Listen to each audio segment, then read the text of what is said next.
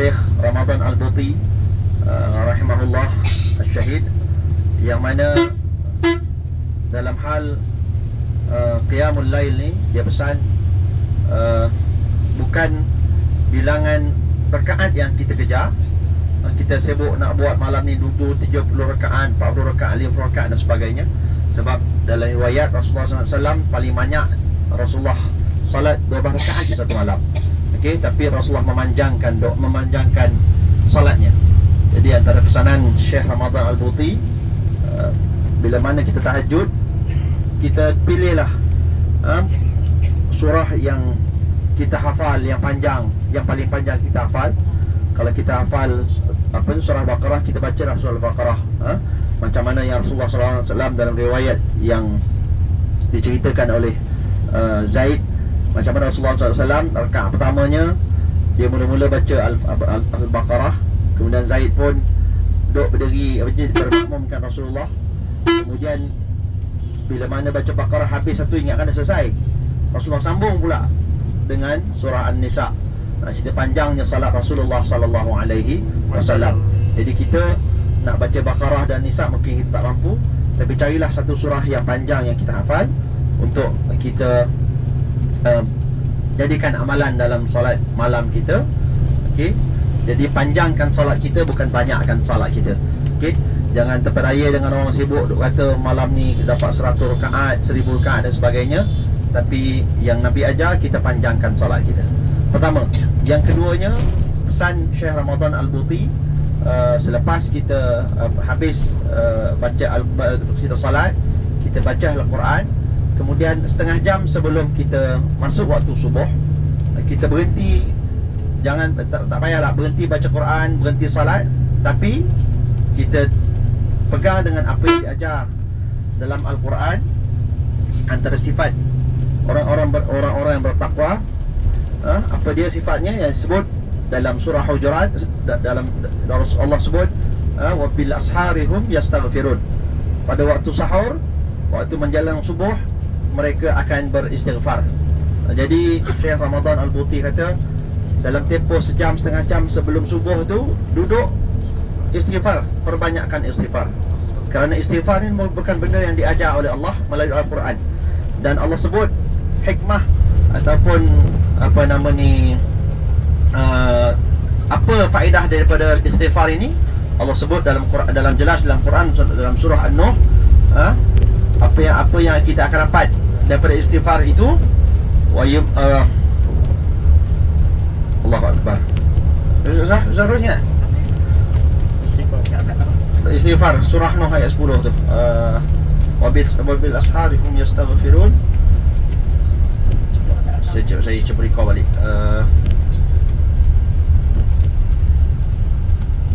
Allahu Akbar.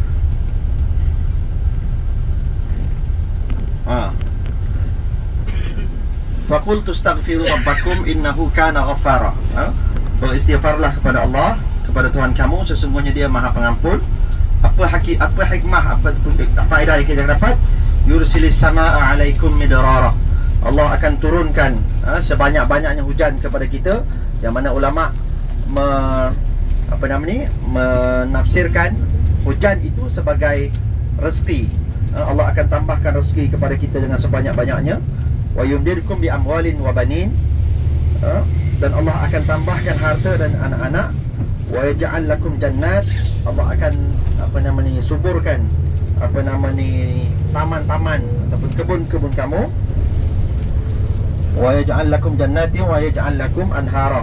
Dan Allah akan perbanyakkan sungai-sungai, sebagai yang ulama juga mentafsirkan ianya sebagai rezeki yang akan Allah limpahkan kepada kita. Jadi itu merupakan benda yang Allah janjikan dalam Al-Quran. Sebab itu perkara yang diajarkan oleh orang alim sebelum kita, supaya kita perbanyakkan istighfar sewaktu subuh. Sebab itu merupakan janji Allah Subhanahu wa taala. Sebab dalam kisah Ibrahim Adham, kalau tak silap saya, bila mana orang tanya dengan dia menghadapi masalah, dia kata rezeki dia macam susah, dia kata hidup dia susah, maka diajarkan supaya bukan Hasan al-Basri. Bila orang tanya, dia kata minta nasihat dekat dia sebab dia kata rezeki dia macam susah sangat. Maka dia suruh istighfar. Kemudian ada orang jumpa, dia kata dia dah kahwin lama tak dapat anak, dia suruh istighfar. Dan itulah merupakan, ada orang yang kata tanaman yang tak menjadi, jumpa dia pun dia suruh istighfar, perbanyakkan istighfar. Kerana itu merupakan janji Allah Subhanahu Wa Taala yang Allah sebut dalam Quran, dan Allah, kita semua tahu bahawa Allah tidak pernah mungkir akan janjinya. Jadi itu juga yang diajar oleh Syahid Ramadan Al-Buti rahimahullah. Jadi mudah-mudahan kita dapat beramal. Itu yang pertama. Yang keduanya, antara amalan yang saya kira kita perlu amal sebanyak-banyaknya waktu dekat sini. Kita nak buat umrah hari-hari, mungkin kita tak larat kat sini. Kalau dah balik kampung, lagilah kita tak larat. Tapi kita diajar dengan Rasulullah SAW ajar kepada kita satu amalan yang mana kalau kita beramal dengan amalan tu, mudah-mudahan Allah rezekikan kita dengan pahala umrah. Cara mana? Setiap kali Rasulullah kata, selepas kamu salat, barang siapa yang duduk, barang siapa yang solat subuh, kemudian dia duduk, kemudian dia solat 2 rakaat, baginya umrah yang sempurna, umrah yang sempurna, umrah yang sempurna. Maksudnya apa? Bila lepas kita solat subuh, sama apa, bila mana ustaz, termasuklah di kampung kita ke dekat masjid ke kat mana, lepas solat subuh kita duduklah baca Quran ke, kalau mungkin kat masjid ada kuliah dan sebagainya, duduk sehinggalah terbit fajar. Bukan terbit fajar, terbit matahari, waktu syuruk. Kita tunggu lebih kurang setengah jam lah. Selepas daripada tu, kita salat 2 rakaat. Rasulullah janjikan kepada kita pahalanya umrah yang sempurna, umrah yang sempurna, umrah yang sempurna. Jadi mudah-mudahan kita jadikan ianya sebagai amalan kepada kita semua, terutamanya kat sini. Kita tak bekerja-kerja nak hantar anak sekolah, tak bekerja-kerja nak masuk office, tak bekerja nak macam-macam urusan. Kerana hari ni di sini sepanjang lebih kurang 2 minggu ni, kita semata-mata nak mengejar masa untuk kita beribadah kepada Allah SWT. Mudah-mudahan kita dapat beramal dengan apa yang diajarkan oleh Rasulullah SAW dan diajarkan oleh Allah SWT dalam Al-Quran, insya-Allah. Para jemaah yang dirahmati Allah Subhanahu Wa Taala, balik pada perjalanan kita pagi ini, insya-Allah saya sebut tadi, kita akan melakukan ziarah ke tempat manasik haji, ke tempat macam mana kita akan tengok tempat yang hari ni kalau kita tengok kering, kontang, tandus, tapi waktu musim haji dipenuhi dengan jutaan manusia. Sebab betapa besarnya nikmat Allah Subhanahu Wa Taala atas hamba-Nya. Kalau kita tengok dengan bumi Saudi ni, hari ni memanglah kalau kita tengok dekat Mekah ni macam banyak, kalau tengok dekat ada rumput-rumput, banyak pokok di sini kan. Tapi benda tu semua boleh dibuat hari ni dengan teknologi, dengan sistem pengairan dan sebagainya. Tapi sebelum ni, tempat ni merupakan tempat yang kering kontang. Kalau kita tengok buminya, bukit batu batan yang cukup pejal, keras. Tapi inilah merupakan kekuasaan Allah Subhanahu Wa Taala. Tempat yang sebegini Allah jadikan padanya sebuah lembah, yang di lembah itu Allah terbitkan mata air yang kita sebut sebagai Zam-Zam. Yang kita tahu bagaimana peristiwa Nabi Allah Ibrahim alaihissalam, ribuan tahun dulu Allah perintahkan Ibrahim alaihissalam datang sejauh Palestin, sejauh dari Syam, ribuan kilometer datang kemari. Kemudian kita tahu kisah waktu itu, bila mana sampai di Makkah, Ibrahim turunkan isterinya Hajar bersama dengan anaknya Ismail. Dan bila itu berlaku, kemudian Nabi Allah Ibrahim berpatah balik menuju ke Palestin, menuju ke Syam. Sehingga waktu itu Hajar kebingungan, adakah Ibrahim suaminya nak tinggalkan dia. Dan kemudian dia tanya kepada Nabi Allah Ibrahim, adakah kamu akan tinggalkan kami di sini? Nabi Ibrahim tak mampu nak jawab.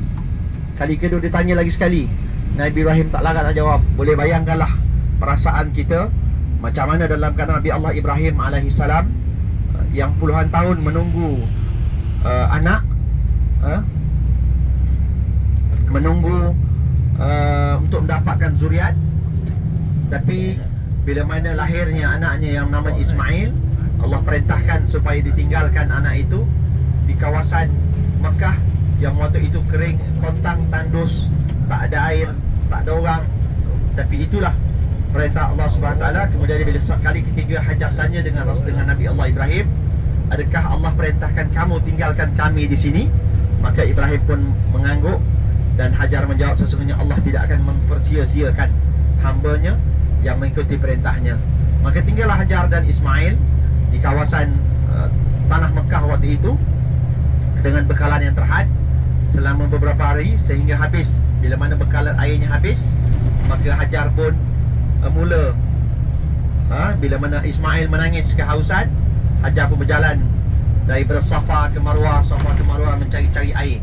Sebab bila mana kita boleh bayangkanlah perasaan seorang ibu waktu itu menghadapi suasana itu. Dan kemudiannya cerita yang saya yakin kita semua maklum, kemudian Allah takdirkan di tempat Nabi Ismail alaihissalam terpancarlah mata air yang hari ini kita kenali sebagai Zam-Zam. Okey, alhamdulillah kita sampai ke satu tempat. Okey, insya-Allah kita akan tengok aja di sebelah kanan kita. Boleh lontarkan pandangan di sebelah kanan. Okey, jauh di sana kita nampak sebuah gunung yang tinggi, yang mana gunung itu kita kenali sebagai Jabal Thur. Jabal Thur ni apa? Jabal Thur ni sejarahnya waktu kita tahu waktu mana Rasulullah sallallahu alaihi wasallam dalam perjalanan dari Mekah nak ke Madinah. Dalam perjalanan Rasulullah sallallahu alaihi wasallam kita tahu selepas daripada mendapat perintah untuk hijrah ke Madinah, Rasulullah dan para sahabat bergile-gile. Sahabat beransur-ansur menuju ke Madinah. Ada yang keluar bersembunyi. Kita tahu macam mana ada kisah para sahabat yang keluar waktu malam, tak nak orang tahu, menuju ke Madinah. Berbanding dengan Sayyidina Umar, yang mana waktu dia keluar nak ke Madinah, dia tawaf, dan kemudian dia sebut, sesungguhnya aku hari ini akan ke Madinah. Barang siapa yang nak anaknya menjadi yatim, halanglah aku. Barang siapa yang nakkan isterinya menjadi janda, halanglah aku. Itu orang yang namanya Sayyidina Umar. Jadi sahabat daripada Mekah menuju ke Madinah masing-masing dengan ada cara masing-masing. Jadi, dan bagi kisah Rasulullah sallallahu alaihi wasallam, saya kira semua pun sedia maklum, pernah dengar macam mana Sayyidina Abu Bakar bila mana dapat perintah hijrah, dia sendiri sebenarnya nak pergi awal. Kemudian Rasulullah tak benarkan, nanti dulu ya Abu Bakar. Kemudian bila 2-3 kali baru dia fahamlah bahawa Rasulullah SAW nak minta Abu Bakar pergi sekali dengan dia. Kemudian tibalah perintah Allah SWT untuk satu hari Sayyidina Rasulullah SAW jumpa Sayyidina Abu Bakar, bagi tahu hari inilah kita akan ke Madinah. Cuma waktu tu kita tahu pada malam itu Rasulullah perintahkan Sayyidina Ali karamallahu wajhah untuk berbaring di tempat pembayaran Rasulullah SAW. Kemudiannya berselimut dengan selimut Rasulullah SAW. Jadi bila mana orang-orang kafir Quraisy yang duk kepung rumah Rasulullah, dia tengok Rasulullah masih berbaring, jadi mereka pun tunggu. Dia tak masuk ke rumah Rasulullah SAW. Sehinggalah bila mana Rasulullah nak keluar, Rasulullah berdoa, dan kemudian dengan doa Rasulullah SAW, semua orang-orang Quraisy Mekah yang mengepung rumah Rasulullah SAW semuanya tertidur. Sehingga kan Rasulullah ambil pasir letak di atas kepala mereka pun mereka tak sedar. Kemudian Rasulullah keluar daripada rumah menuju ke Madinah, tapi Rasulullah menggunakan jalan lain, bukan jalan yang biasa digunakan oleh orang-orang Mekah ke Madinah. Tapi Rasulullah SAW menggunakan jalan laut dengan dibantu oleh seorang sekejap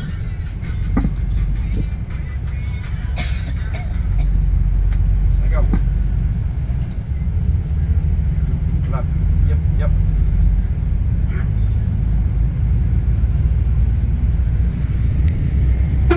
Sedang apa? Okay. Maybank. Okay.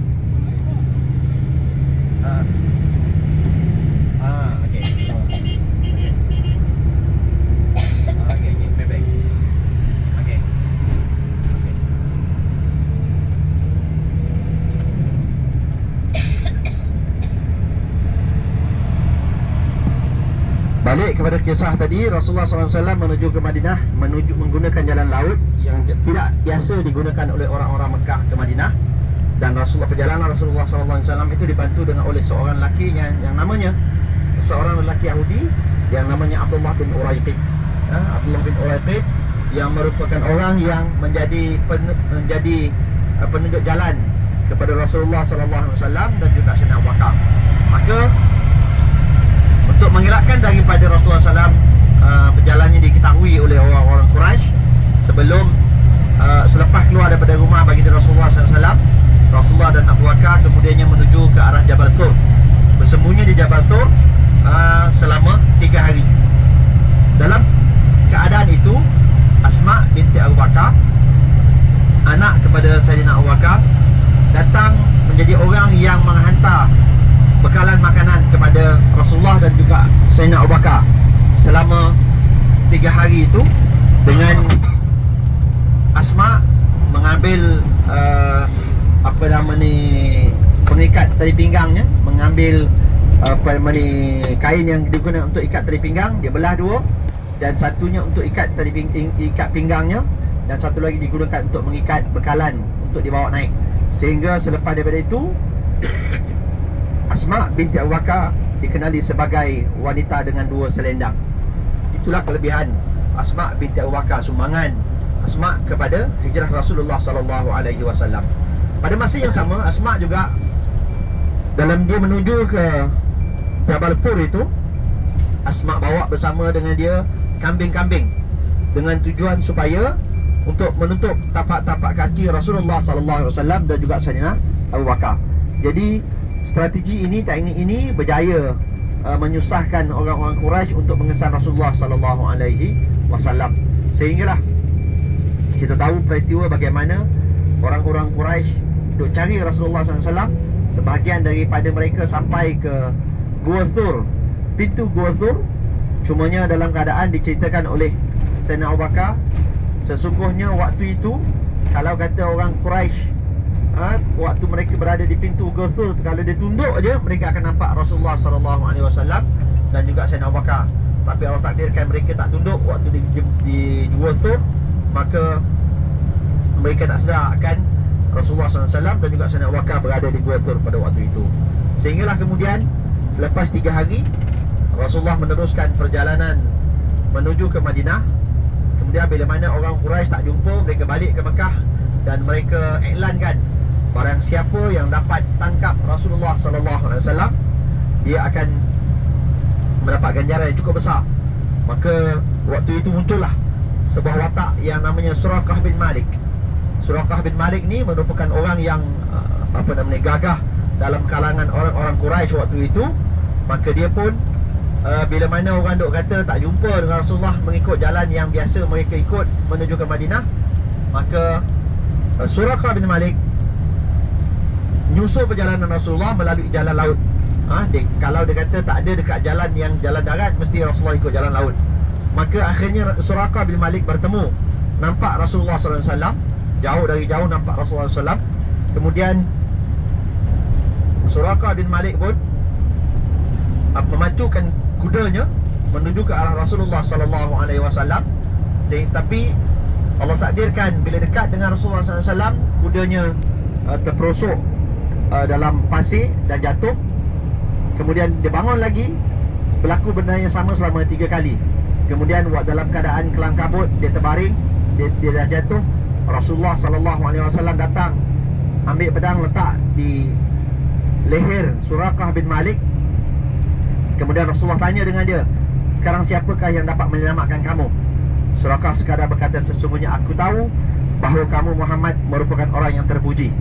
Kemudian Rasulullah sebut dengan Suraqah bin Malik, pulanglah kamu kepada ke Mekah.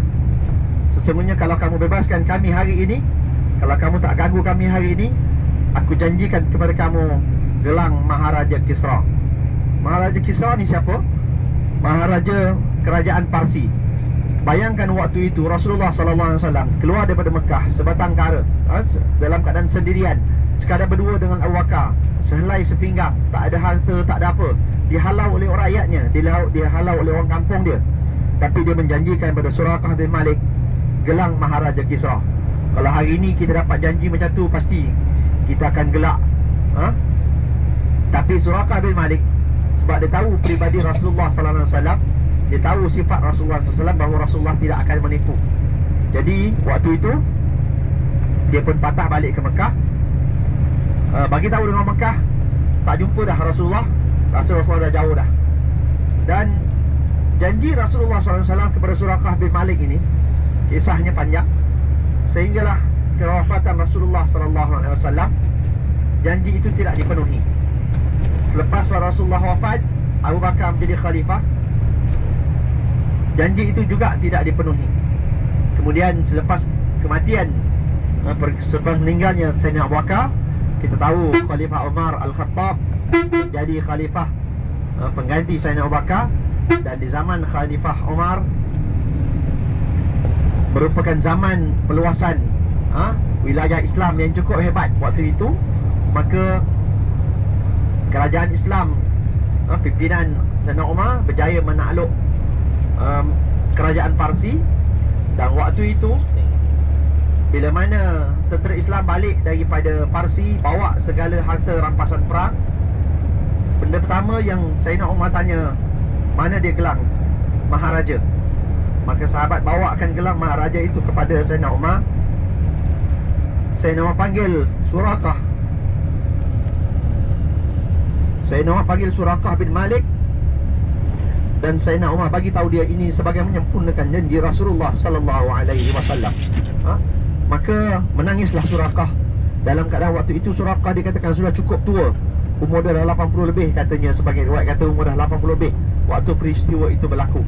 Tapi itulah sifat janji Rasulullah sallallahu alaihi wasallam yang tidak pernah mungkir akan janjinya.